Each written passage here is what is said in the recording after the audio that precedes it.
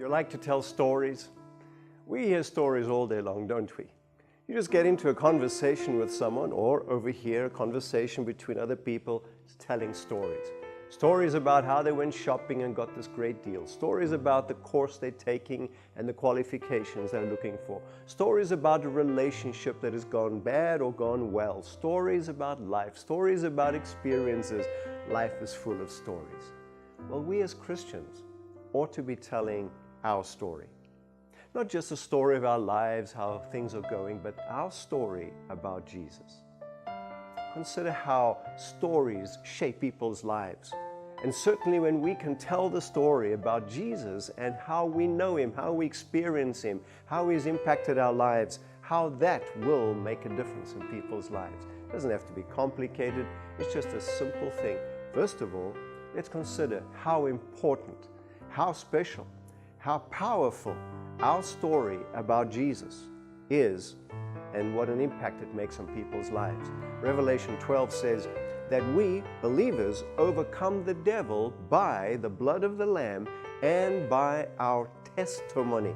That testimony is our story about Jesus, what He means and how He's impacted our lives. Consider the testimonies of others in the Bible. You read Paul frequently in the book of Acts as he tells his story. What is our story? How do we do that? Try this. Sit down sometime and begin to type out on your computer just 3 sections of your life. And this can amount to eventually just 2 or 3 minutes. Just a brief story, but here it is the outline. Begin with telling what your life was before you met Jesus, or before you came to believe in Jesus, before you surrendered to Jesus. What was your life before?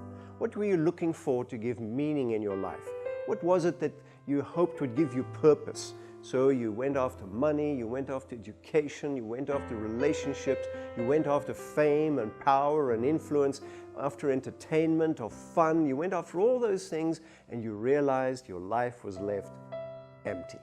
There's nothing solid in your life, nothing to hold on to, nothing that would take you through a final crisis, nothing that you would take with you into eternity.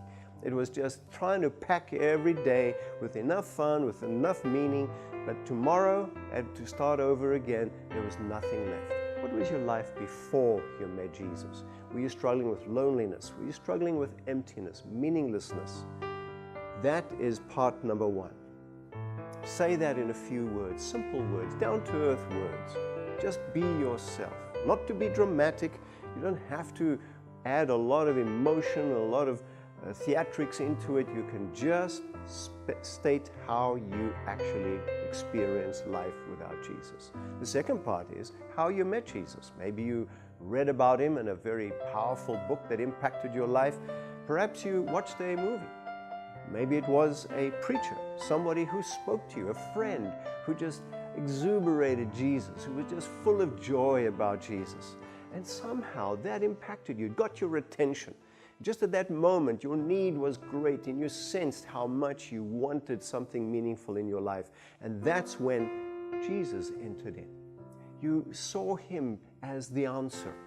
You learned that His death on the cross really took away your guilt, and His resurrection from the grave has taken you into the hope of eternal life. And now He is in heaven, pleading for you, interceding for you, applying in your life all the things you need in order to have a meaningful life. How did you meet Jesus? What happened? The third part is what your life is like now after you believe in Jesus. What has happened? What is your life like today? Talk about what is happening today. The joy, the peace, the victories, the things that are meaningful to you because you have surrendered your life to Jesus. As you tell your story, as you practice it, as you get opportunities to say it to somebody, maybe in just a brief conversation, imagine what an impact it will leave on their lives. People can argue about what you believe. People can argue about what you say about truth or wrong, doctrines and teachings, but nobody can deny and argue with your experience. It is often said that people don't care what you believe until they know you care, and you care about them enough to tell them your story. And here's what it is. Your story is really God's story. My name is Ivan Blake, Senior Pastor of the Fletcher Seventh-day Adventist Church, and our purpose is to lift Jesus up and to love people in. We have a course of lessons of lifting up Jesus that can help you to have that assurance with Jesus Christ. You can just go onto our website and follow our contact information and request those lessons, and someone would contact you. Our website is www.fletchersda.org. And may today be filled with opportunities where you can tell your story about Jesus.